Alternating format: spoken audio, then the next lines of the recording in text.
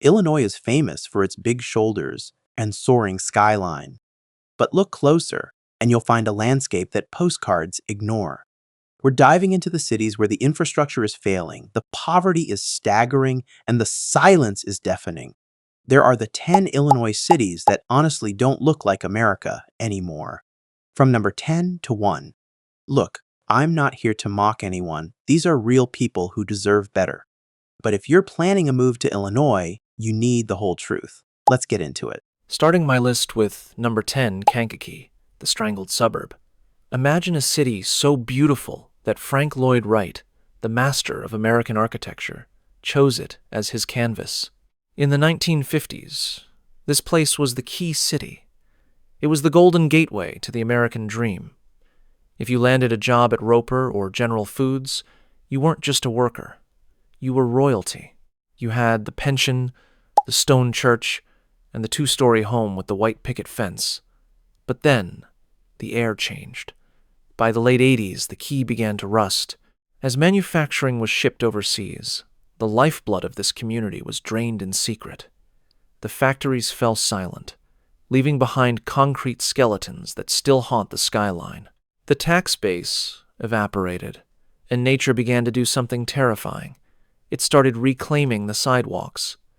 By 2026, the poverty rate remains trapped at a stubborn 21%.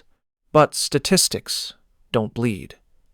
The real scar is the infrastructure. There are residential streets here that have completely disintegrated. When the clouds open up, these roads turn into muddy trenches, looking more like a war zone than a Chicago suburb.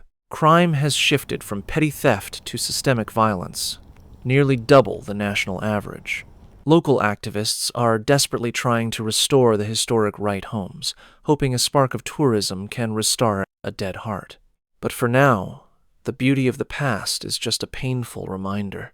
In this location, the beauty of the past is a constant, painful reminder of a future that was stolen. Can a city survive on its history alone, or is its heart gone for good? Let us know your thoughts in the comments. Number 9. Danville.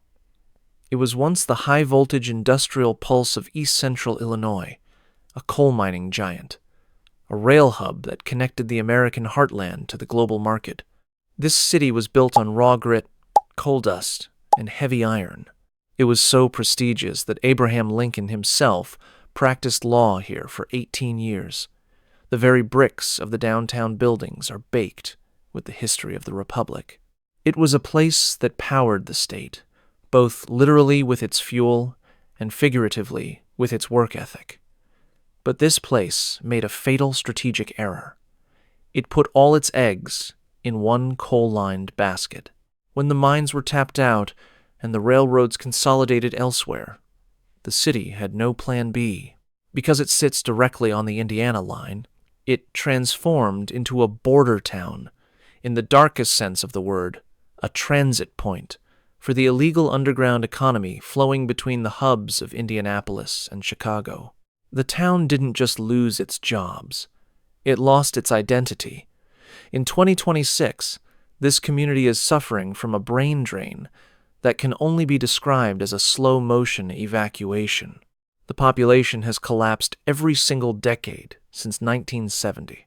1 in 3 children here are growing up below the poverty line. But that's not the most haunting part. The local hospital is under a different kind of siege. It isn't overwhelmed by car accidents or common illness. It is fighting a losing battle against the fentanyl crisis, leaving a generation of opioid orphans wandering the streets. The grand downtown is now a silent movie, set for a world that ended 40 years ago, where the survivors are just waiting for the last light to flicker out. Danville didn't just lose its industry, it lost its heartbeat, leaving a skeleton waiting for a revival that may never come. Number 8. Decatur. Welcome to Soy City, the agri-business capital of the world. For over a century, this community was the place you went if you wanted a job for life. This is where Archer Daniels, Midland, and Caterpillar built global empires that fed and built the world. If you worked at the plant, you were the elite of the American working class. You had the highest wages in the region and a future that felt as solid as a block of steel. But the tragedy of this location is a modern horror story of a different kind. The factories never left. The companies are still there, making billions of dollars in profit, but they don't need you anymore. This is the birthplace of the Great Replacement by automation.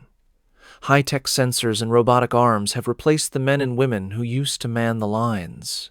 The wealth stayed inside the fortified corporate boardrooms, while the families who built those companies were pushed to the physical and economic margins of the city. The contrast in 2026 is sickening to witness. While corporations report record-shattering earnings, the south side of the city is literally crumbling into the dirt.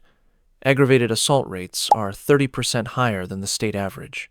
And then there is the smell, a constant, sickly sweet industrial scent of soybean processing that hangs over the poor neighborhoods like a toxic fog. It is an invisible cage, a constant reminder to the residents that they live in a company town that has functionally moved on without them. They are living in the shadow of giants who no longer know their names. This place is a city where the machines are thriving, but the humans are being treated like obsolete parts.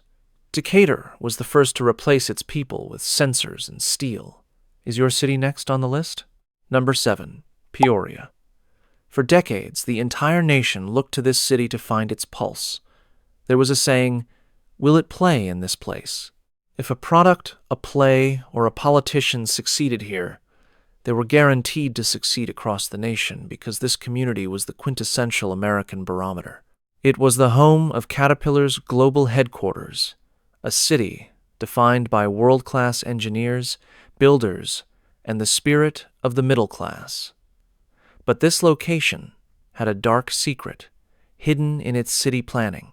A wall was built that no one could see, but everyone could feel. Decades of systemic redlining and intentional segregation carved the city into two distinct, unequal universes. The north side grew into a haven of wealthy hospitals, luxury lofts, and manicured lawns. The south side? It was intentionally starved of capital, grocery stores, and hope. It wasn't a slow decline. It was a deliberate abandonment by the powers that be. Today, the 61605 zip code is one of the most distressed and abandoned areas in the United States. In 2026, the unemployment rate here is triple the national average. But the most staggering, horrifying statistic is the life expectancy gap. If you are born on the south side, you are statistically expected to die 15 years sooner than someone living just 1 mile away, stolen by food deserts, toxic lead pipes, and a total lack of medical investment. Community gardens are fighting to grow in the cracked concrete, but they are fighting against a century of neglect. In Peoria, your destiny isn't written in the stars, it's stamped on your mail by the post office. Look at your own neighborhood. Do you see the same invisible walls dividing your city into two different worlds? Tell us your story in the comments below. Number 6. Springfield. This is the land of Lincoln, the hallowed ground of the Union. Every year, millions of tourists from across the globe flock to the gold-domed Capitol building to walk the streets where the great emancipator once walked. This community is the absolute seat of political power, a city filled with high-priced lobbyists, marble hallways, and grand promises of a better tomorrow. It is meant to be the shining temple of American democracy, but there is a shadow that the tour buses avoid. As the city's political elite expanded to the south and west, building gated communities and luxury shopping centers, the historic north side was left to rot. It became the city's closet, a place to sweep the social problems and the poverty so that the politicians wouldn't have to look at them from their office windows. Over time, the schools were stripped of funding, the police presence evaporated, and the historic homes of Lincoln's neighbors became overcrowded shells for the working poor. In 2026, the irony is nothing short of a tragedy. While billions of dollars are debated and moved within the walls of the state legislature, the north side is struggling with a violent crime spike that has turned porches into cages, Many of these homes haven't seen a single renovation since the 1960s. The schools have become pipelines for the very cycle of poverty the state claims to be fighting. The residents see the glow of the Capitol dome every single night, but they know that light will never reach their streets. The shadow of the Capitol dome isn't one of protection, it's a shadow of total oversight. Is it possible for a government to care about its people when it chooses to live in a palace surrounded by ruins? Tell us who your politicians are, really, serving in the comments below. Number 5. Rockford, the forest city's decay. This place was once the tool and die capital of the planet.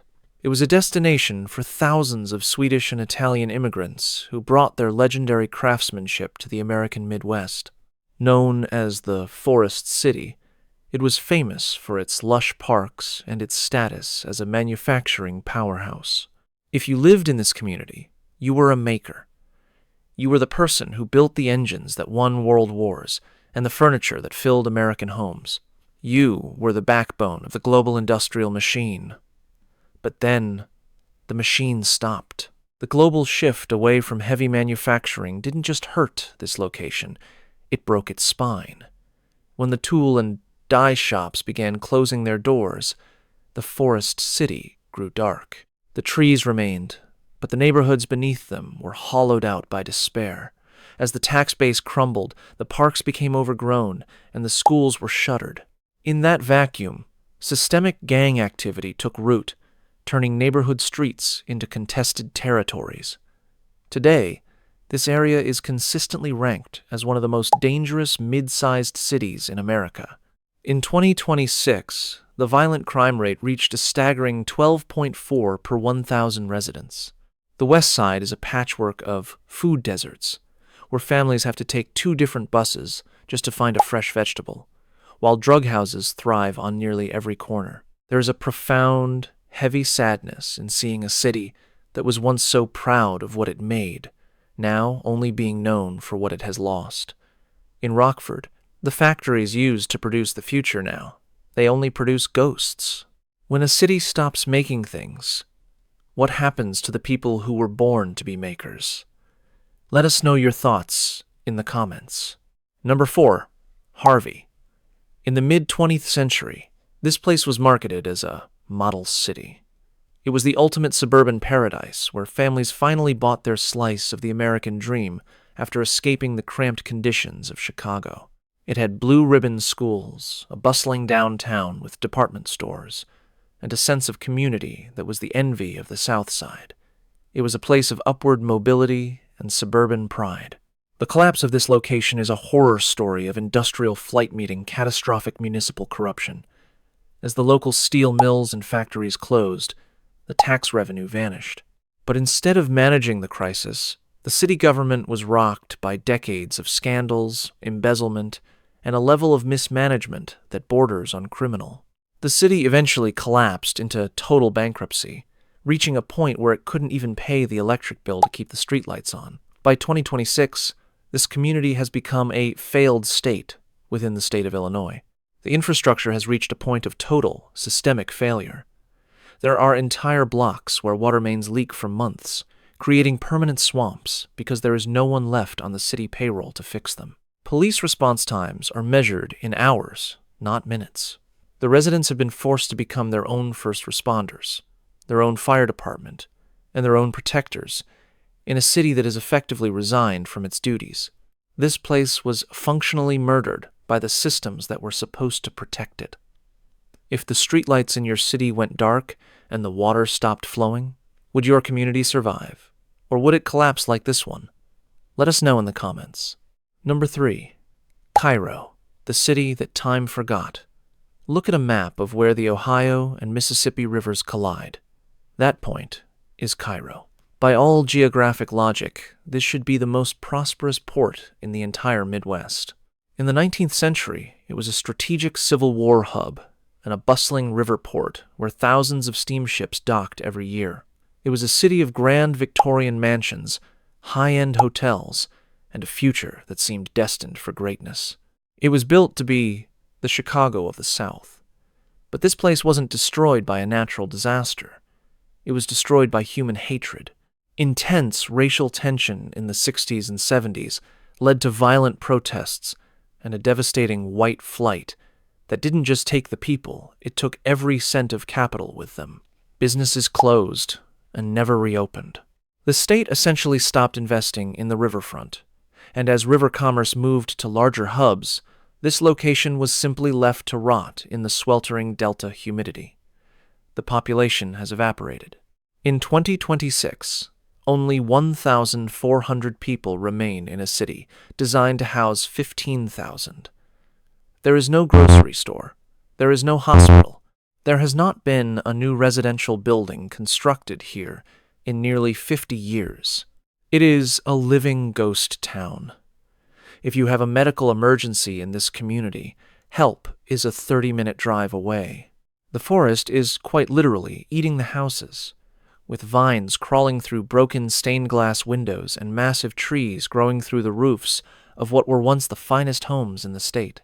Cairo is a city being reclaimed by the earth, as if the river is trying to wash away the memory of what happened here. If a city is built on a foundation of division, can it ever truly be saved, or is it destined to be reclaimed by nature? Tell us what you think in the comments below. Number 2. Maywood, the struggling heart. This place was a pillar of the suburban industrial ring that once made Chicago the economic engine of the world.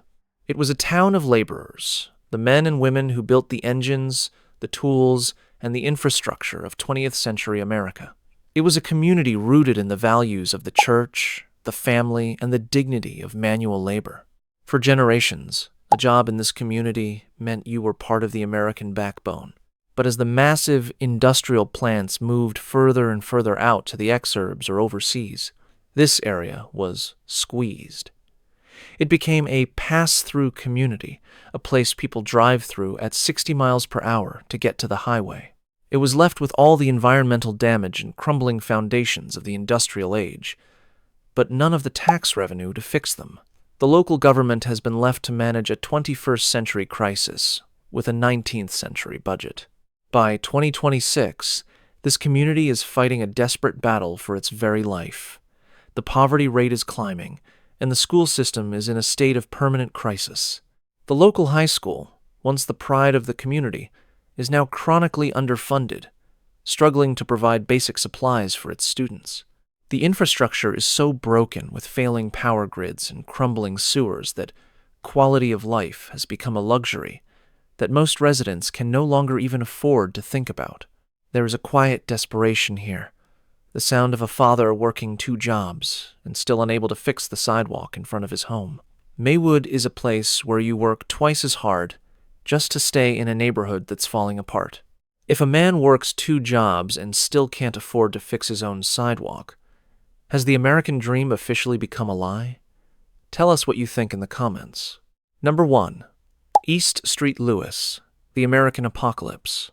Once known as the Pittsburgh of the West, this place was a thriving industrial giant of about 80,000 people. It was a world-class hub for aluminum, meatpacking, and steel production. During the Great Migration, it was a destination of hope for thousands of families seeking a better life. It was a city of jazz, neon lights, and vibrant neighborhoods where the American dream was being forged in the heat of the furnaces. The collapse of this community is the most complete and devastating in the history of the United States. When the industries left, they didn't just take the jobs. They left behind a toxic wasteland of polluted soil and shattered spirits. Corruption at the highest levels of local government accelerated the fall, leaving the citizens with no one to turn to as their city was gutted from the inside out. Today, entire city blocks have been reclaimed by weeds and rubble. This is the most dangerous city in Illinois. In 2026, the murder rate hit a staggering 32.4 per 100,000 people. But the real horror isn't the crime, it's the total collapse of basic human dignity. Because the city cannot maintain its century-old pipes, raw sewage often overflows directly into the streets and backyards of residential neighborhoods. It is a public health crisis that is largely ignored by the rest of the country. And the most heartbreaking part? From the ruins of this area, You can look across the river and see the shining Street Louis Arch, a monument to progress that stops exactly at the city limits. East Street. Louis isn't a city that America forgot. It's the city America decided it didn't want to save. Was this city truly forgotten, or did we simply decide it wasn't worth saving? Let us know your thoughts in the comments. That's the side of Illinois you won't find on a postcard. But I want to hear from you. Can these cities be saved, or are they already too far gone? Drop a comment below and let's talk about it. If this video opened your eyes, make sure to like, share, and subscribe for more deep dives into the real America. Thanks for watching, and I'll catch you on the next one.